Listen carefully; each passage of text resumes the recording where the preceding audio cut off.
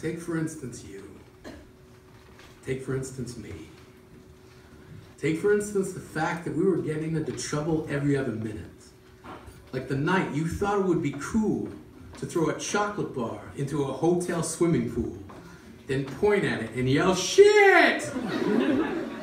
You said it was something you saw in a movie. No surprise, everyone in that pool was out instantly. And we accepted our lifetime ban from that hotel like men. Then rolled across town and checked into another where you proceeded to flirt with a single mother who was away on a business trip. Despite your best efforts, later that day she snubbed you, and you accepted it like forced retirement. Take, for instance, the day we spent the night like millionaires, needing to go bankrupt by sunrise. Take, for instance, the lies we told our parents, like, "No, that is not my sheet of LSD. I'm holding it for a friend." Take, for instance, the time you told me a heart can't break, it can only bend. Take, for instance, you. Take, for instance, me. Take, for instance, the word instantly, and how it used to be used to define things like mashed potatoes or coffee. But now somehow they use it to sum up your life, telling me that you died instantly. They said it as if there was a measure of comfort to be found in the fact that you were dead. That you said no long goodbyes or last words, just gone. Like a deadbeat dad who popped out for some cigarettes and didn't come back. Fact is, you were a different kind of gone altogether. Gone like the promises of lovers who believe in things like unicorns and forever. Gone as in never coming back. Gone as in your parents can't even bring themselves to go into your old room. You were gone like that. But they all said you died instantly. They said it as if in you was the grace to not linger like a tragedy in slow motion, or heartbreak set on pause.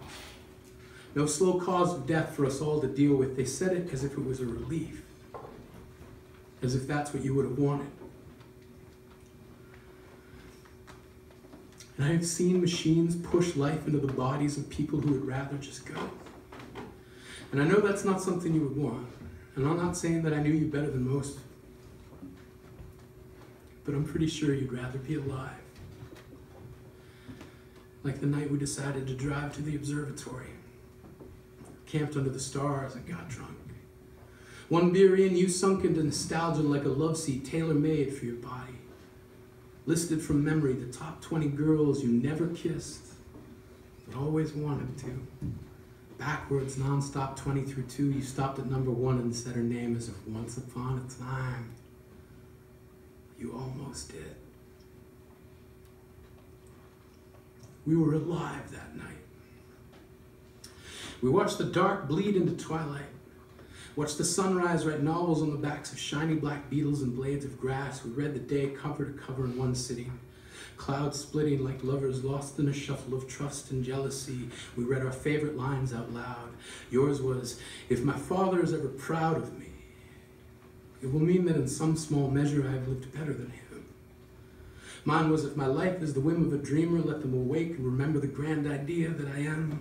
The world was, "Let them stem from me. Let them be picked and pressed into diaries. Let them be the tangible memories of writers who could not scribe fictions greater than those based on the true story of their histories." Of course, the world didn't actually say that. We were really high. And for once, there was no because to the why.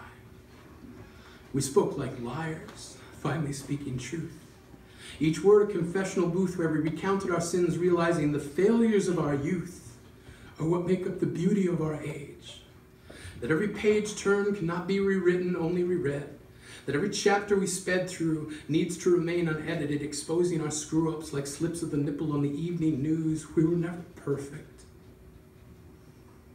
And we were only ever barely amazing. But I've been thinking about the word instantly and how you lived. Instant to instant.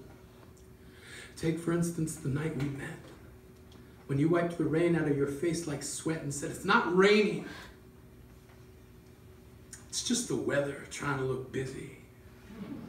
We decided right then and there the inventor of the umbrella was a pussy. 3 days later, you were sick in bed, reconsidered your position, and called me and said, maybe he was just wise. My heart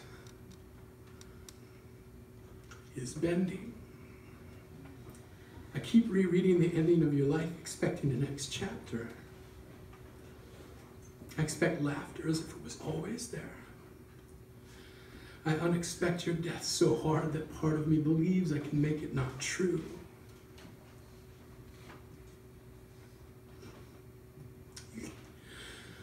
You kept a rock on a satin pillow on your bookshelf and told me, it's a star. You said you found it in a junkyard and had been broken down for quite some time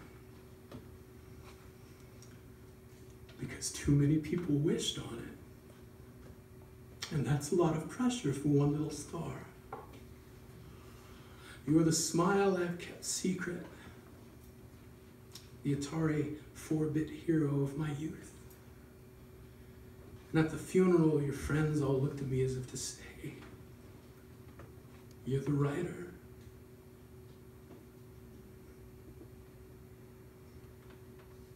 So what?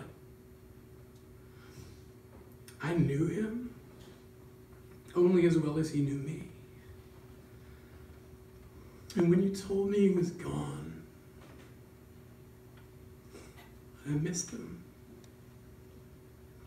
instantly.